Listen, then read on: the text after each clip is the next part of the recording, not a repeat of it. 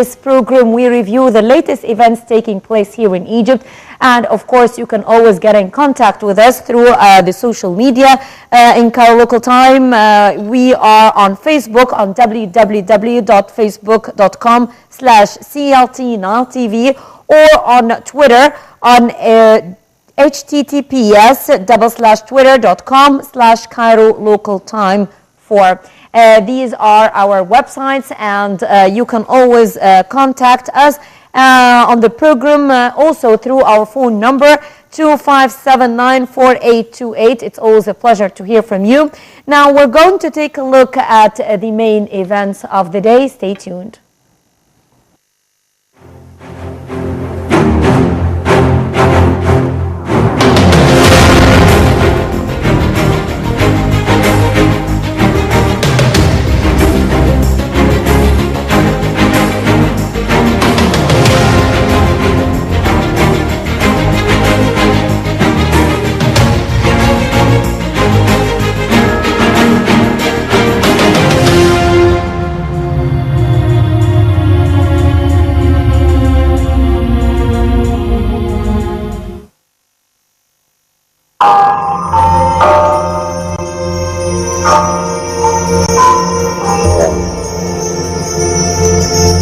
هنا القاهرة. هنا القاهرة.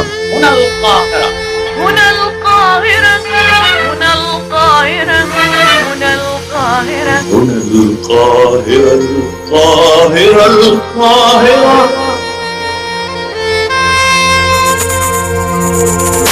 هنا القاهرة. هنا القاهرة.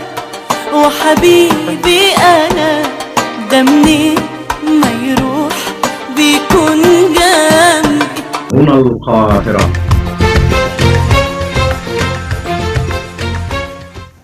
Welcome back, ladies and gentlemen. It's time to review the latest events that took place here in Egypt today, Sunday, January the 8th, 2017. And we start off with the Deputies Chamber in the Higher Constitutional Court on Sunday starts debating two lawsuits demanding the invalidation of a ruling by the Administrative Court suspending an Egyptian-Saudi deal over Tiran and Sanafir Islands.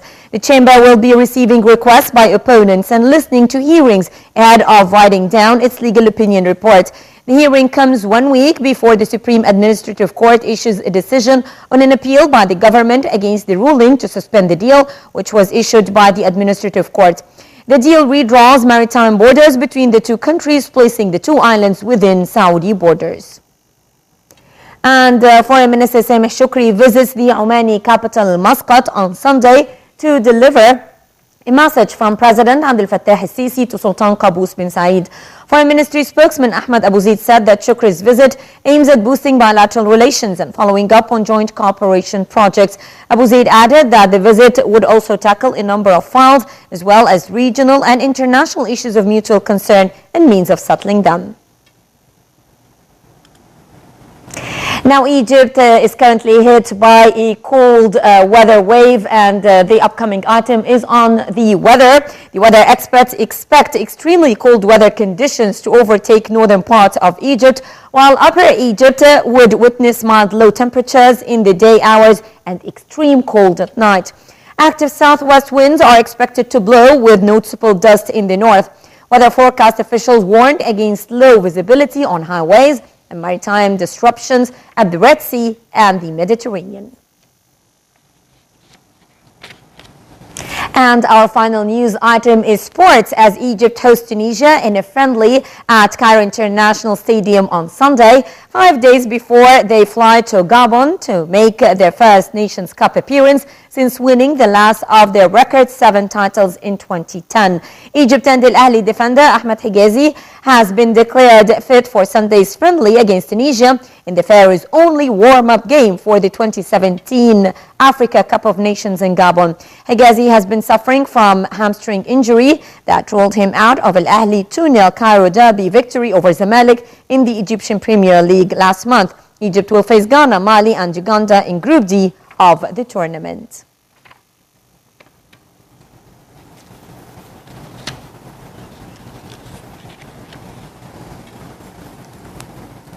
Ladies and gentlemen, we'll be having special reports on the latest events here in Egypt, but first, a short break.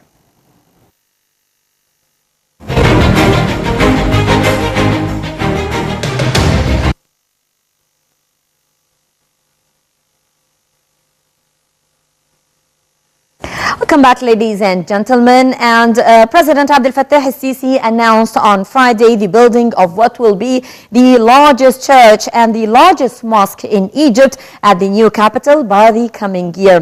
Sisi made the announcement on Friday evening while visiting the Coptic Cathedral in Cairo for the Coptic Christmas celebrations, which were attended by the Coptic Pope Tawadros II. We have more details in this report.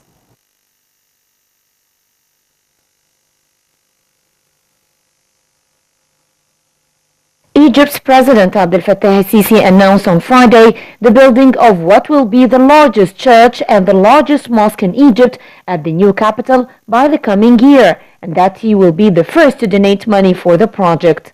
Al-Sisi made the announcement on Friday evening while visiting the Coptic Cathedral in Cairo for Coptic Christmas celebrations, which were attended by the Coptic Pope Tawadros II. The president also apologized for the delay in the rebuilding of all the churches that were torched following the ouster of Mohamed Morsi in 2013. However, President Sisi assured that with the exception of one church in Upper Egypt and one in Sinai, all the churches damaged in the attacks have been rebuilt. He also stressed that the Pope did not broach the subject of the damaged churches, although it is his right to do so. The Egyptian president asserted that diversity and differences between people were created by God and should be respected. The president said Egypt will export good and light with all our help, and we shall teach the region and the world love, peace, stability, and security. He said Egypt will be great if we all deal with each other with honor, loyalty, and peace. The president said he prays to God to save Egypt and keep peace and stability in the country. This is the third time Sisi has paid an official visit to the Coptic Cathedral.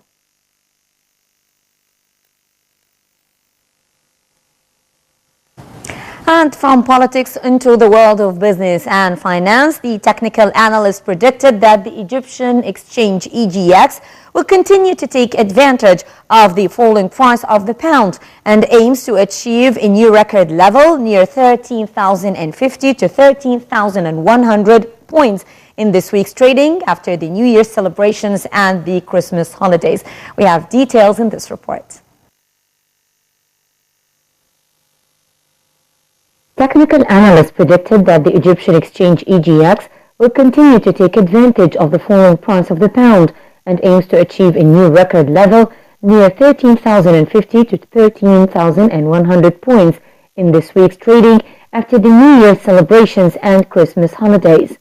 The EGX 30 closed at a new level of 12,824.3 points with weekly trading volumes worth 6.2 billion Egyptian pounds. Economic experts said that the stock market succeeded in recording a new level at 12,824 points with an increase of 3.88% despite the decline in foreign investors trading due to the New Year and Christmas celebrations. They added that EGX 30 is expected to continue its sideways movement in the current week between 13,050 points and 12,600 points, with a rise in trading volumes compared to last week's trading, which was worth 6.2 billion Egyptian pounds. They predicted that the EGX 30 will reach 12,950 points by the end of Sunday's trading and will continue to rise in the second session. They also said that the market continues to reap the benefits of the flotation of the Egyptian pound in an attempt to compensate for the losses incurred by the value of pound against the dollar. They expect that the EGX 30 to move between 13,000 and 13,100 points in this week's trading. And from business and finance to the world of tourism. Now, Egypt is one of the most attractive places when it comes to tourism. Unfortunately, the tourism sector has been hit hard since 2011, but there are currently efforts to revive this very vital sector to the Egyptian economy. And we have good news that Egypt is among 20 best 2017 tourist destinations, according to Bloomberg website. We have the details in this report. Bloomberg website shows Egypt among 20 tourist destinations worth visiting in 2017, saying that after years of political turmoil, the country was now ready to receive tourists. The report says, want to get the pyramids all to yourself? Now is the time to go to Egypt, which has shed its years of social and political unrest, but has yet to rein the crowds that long plugged its iconic sites. Locals are now more inclined to talk about their lives, hopes and fears, said Jeffrey Kent, founder of a luxury tour operator. He added that Egypt currently has better offers for tourists than ever before.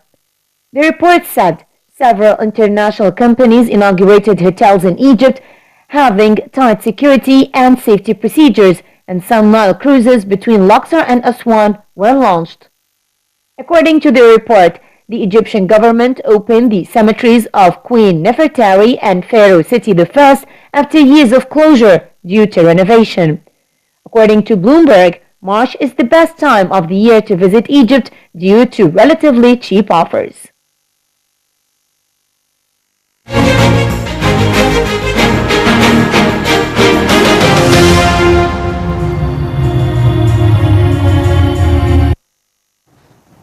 Welcome back, ladies and gentlemen. You are still watching Cairo Local Time, and we are still speaking about tourism here in Egypt.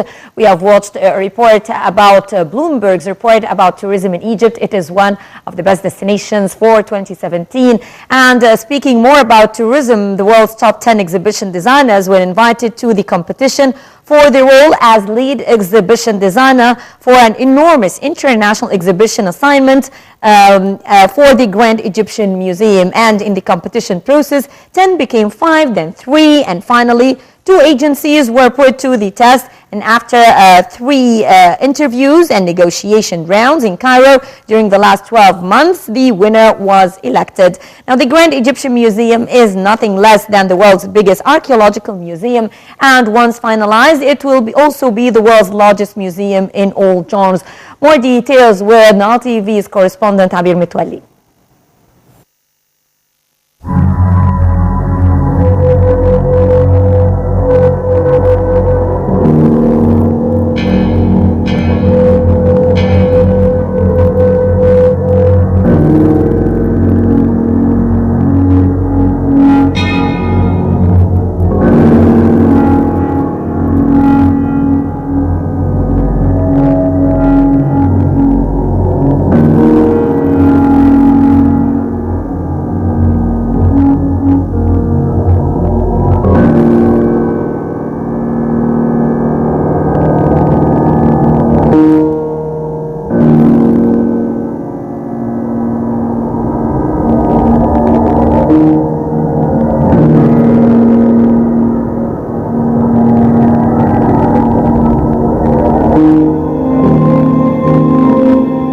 The Egyptian Goddess of Protection circuit is to welcome Egypt's visitors at Cairo International Airport starting Thursday, when a replica statue of the deity will be erected in Terminal 2.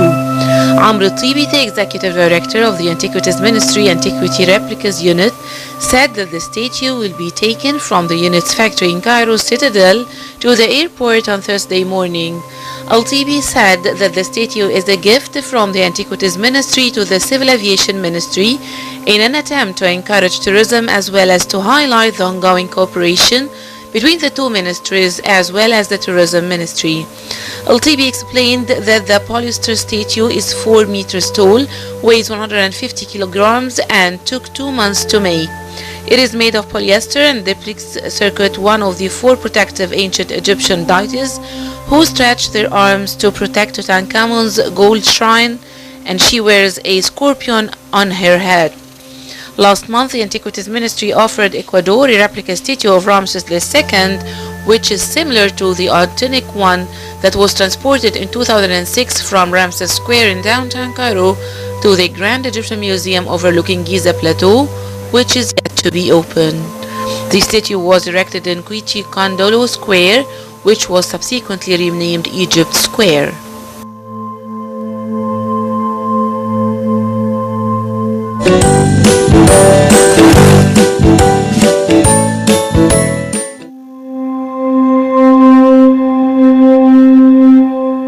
Renovation work is underway at the temporary exhibition hall at the National Museum of Egyptian Civilization, which overlooks Ain Sira Lake in Fustat, ahead of the museum's soft opening day scheduled for mid-January. Minister of Antiquities Khalid Al-Anani embarked on a tour on Tuesday around the different sections of the hall to inspect the latest work. During his tour, Al-Anani said that the soft opening scheduled for 10th of January includes the opening of the temporary exhibition hall, which will have a display and exhibition on handicrafts and Egyptian industries along the span of history under the title Crafts and Industries Through the Ages. The soft opening will also include the inauguration of the service area, which includes a cinema, theater and cafeteria.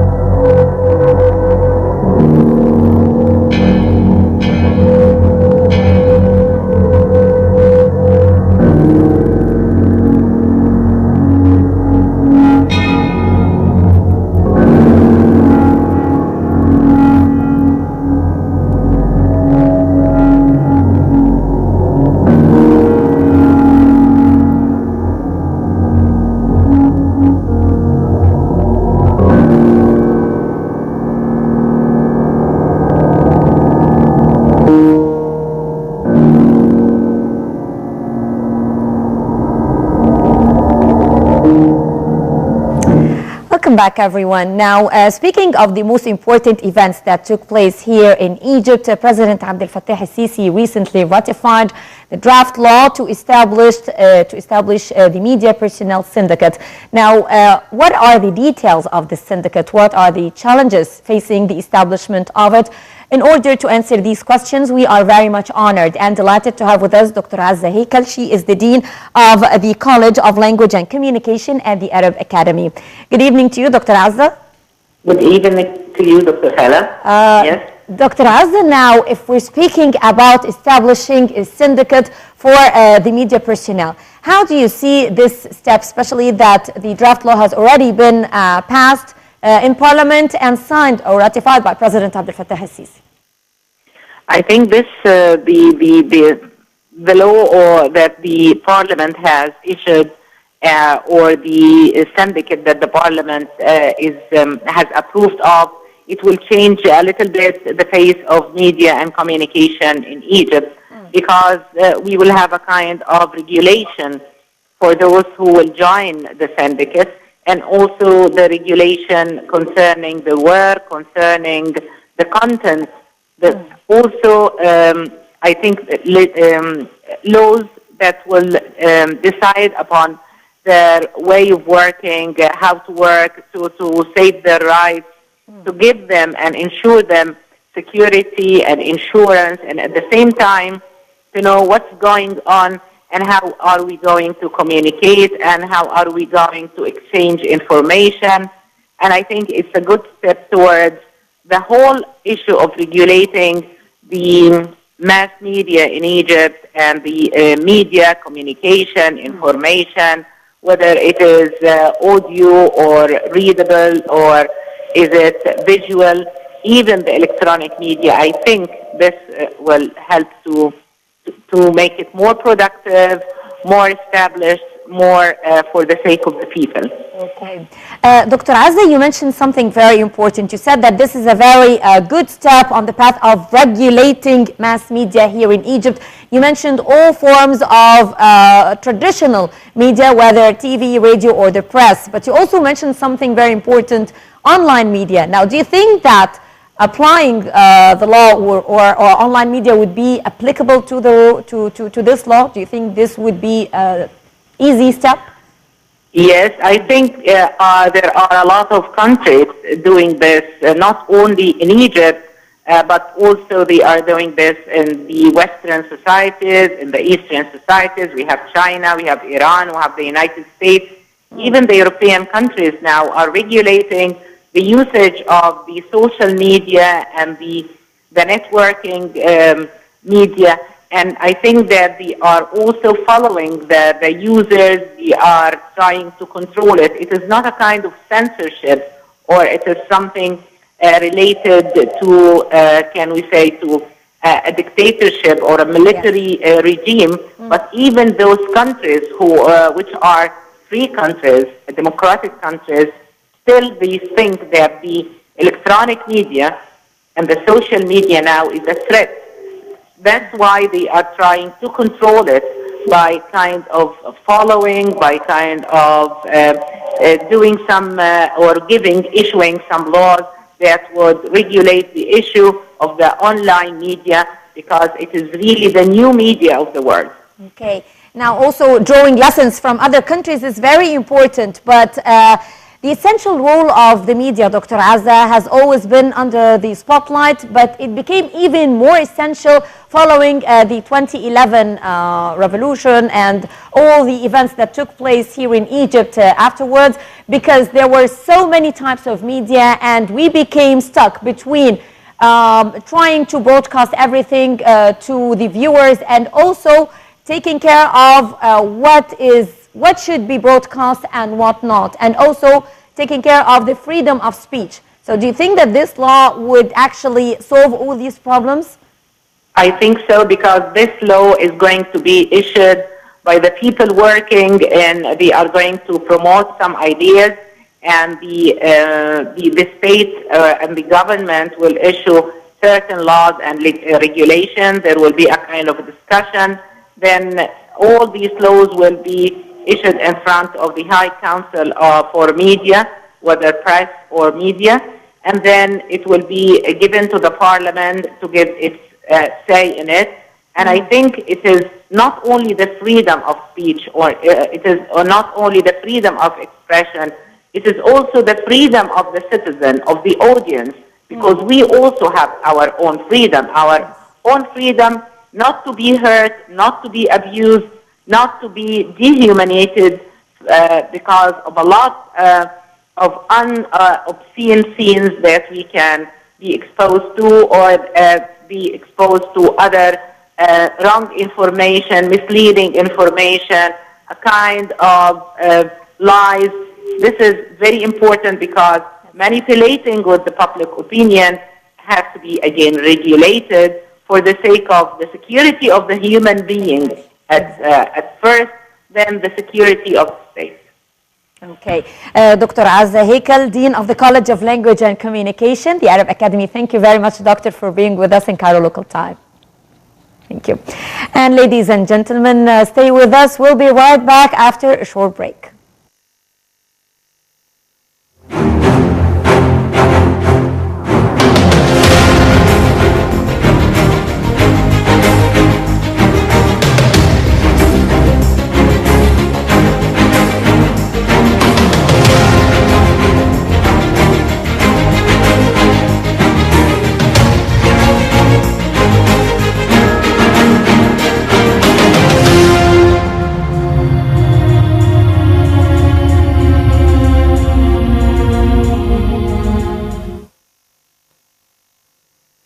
Speaking of the media, ladies and gentlemen, we're talking about this very great building from which we are broadcasting, Maspero building. And actually this building was the cornerstone from which all the media channels existed, because it was the birthplace of all the channels, and everyone actually came here to this great building to learn.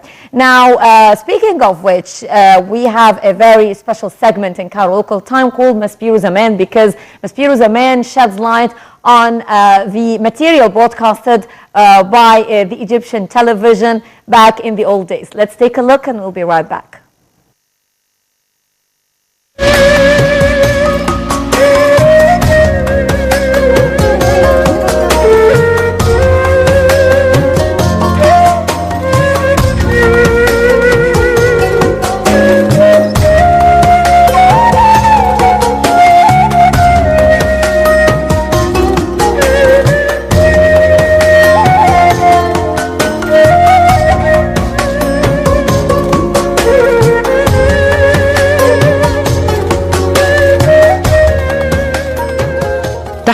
Square is a major public town square in downtown Cairo, Egypt.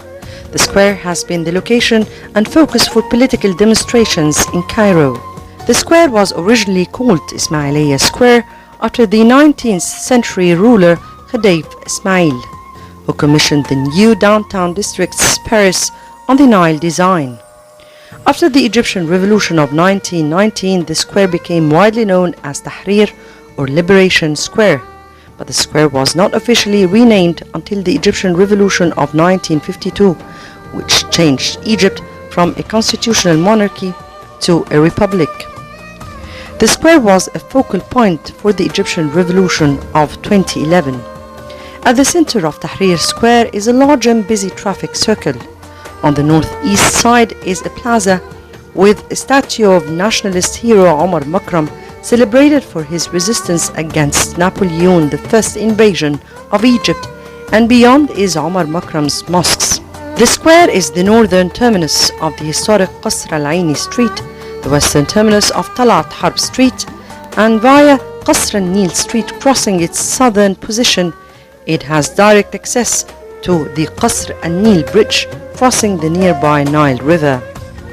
The area around Tahrir Square includes the Egyptian Museum, the House of Folklore, the Mugamma Government Building, the headquarters of the Arab League Building, Qasr al-Dubara Church, and the original downtown campus of the American University in Cairo. The Cairo Metro service Tahrir Square with the Sadat station, which is the downtown junction of the system's two lines linking to Giza, Maadi, Halwan, and other districts and suburbs of Greater Cairo. Its underground access provides the safest routes for pedestrians crossing the broad roads of the heavily trafficked square. Tahrir Square was the focal point of the 2011 Egyptian Revolution against former President Hosni Mubarak. Over 50,000 protesters first occupied the square on the 25th of January, during which the area's wireless service were reported to be impaired. In the following days, Tahrir Square continued to be the primary destination for protests in Cairo.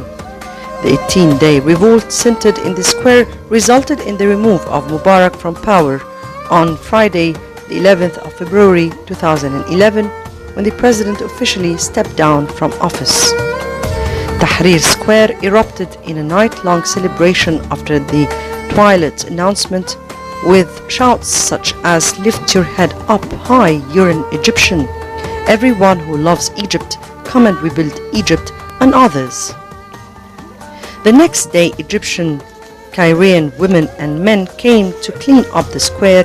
They came and cleaned up after the revolution, relying projectiles in the cobblestone paving and removing 18 days worth of trash and graffiti. Tahrir Square, with democracy anniversary celebrations and visits from foreign dignitaries, continued to be a symbol of the 2011 Egyptian Revolution.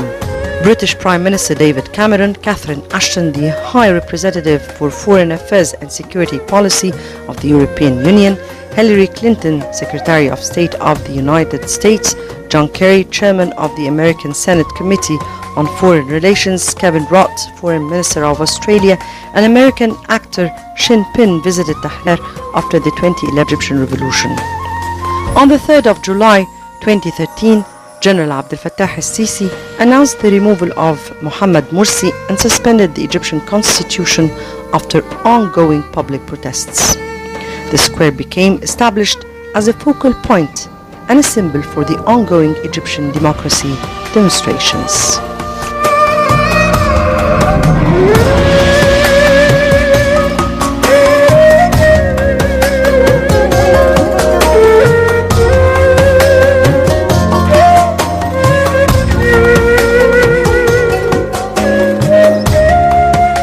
Welcome back, everyone. If we're talking about the present, it's very important to link the past, as we have seen, to the present and to the future. Speaking of the future and the present as well, we're talking about technology.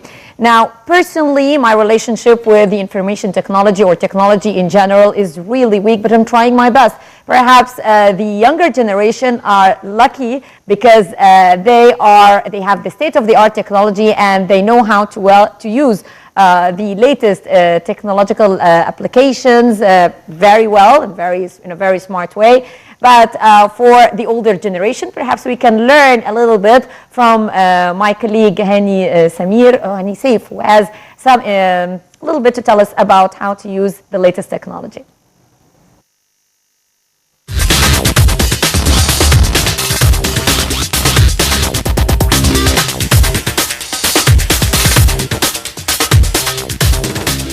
4G is the fourth generation of mobile phone communication standards. It is a successor of the 3G and provides ultra-broadband internet access for mobile devices.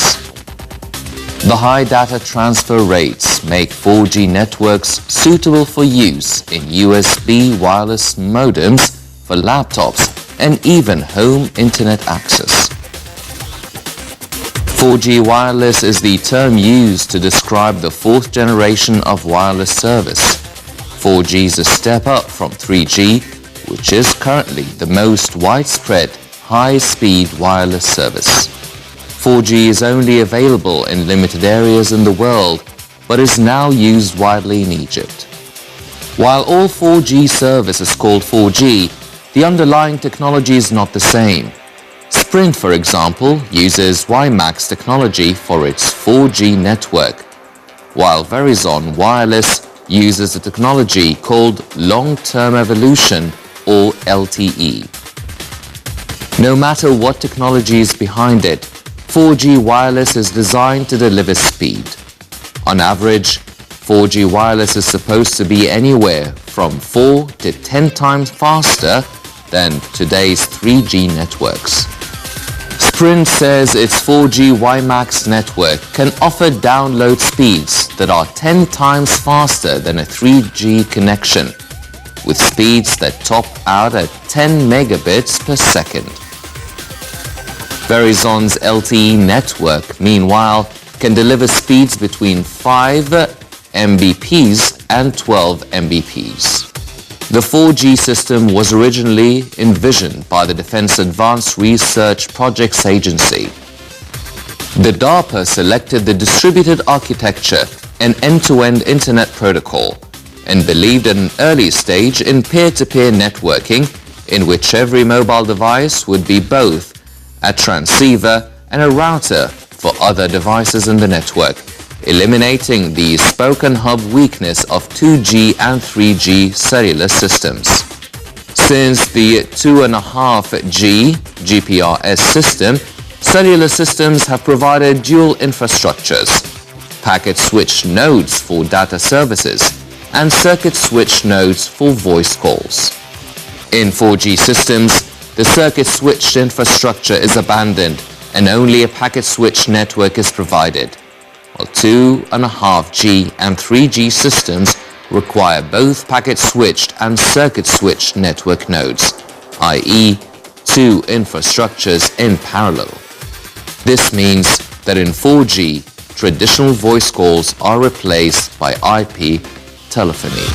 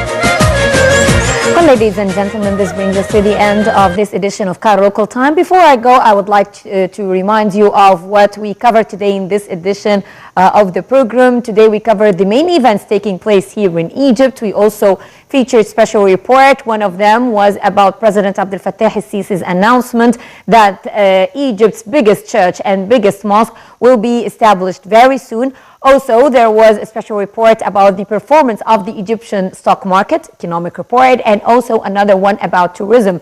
We spoke more about tourism. We featured the tourism magazine, and we spoke about the good news that Bloomberg revealed Egypt as one of the best destinations for tourism in 2017. After that, we talked to Dr. Azza Heikel, the Dean of the Faculty, the College of Language and Communication at the Arab Academy, and we talked to her about the draft law on establishing the Media Personnel Syndicate. Let me tell you a little bit about the syndicate or the law, because the law defines the media activity as anything that broadcasts news, information, ideas, opinions, facts based on credible sources via audio and visual channels, that is the TV and the radio, of course, including online platforms with the purpose of informing public opinion.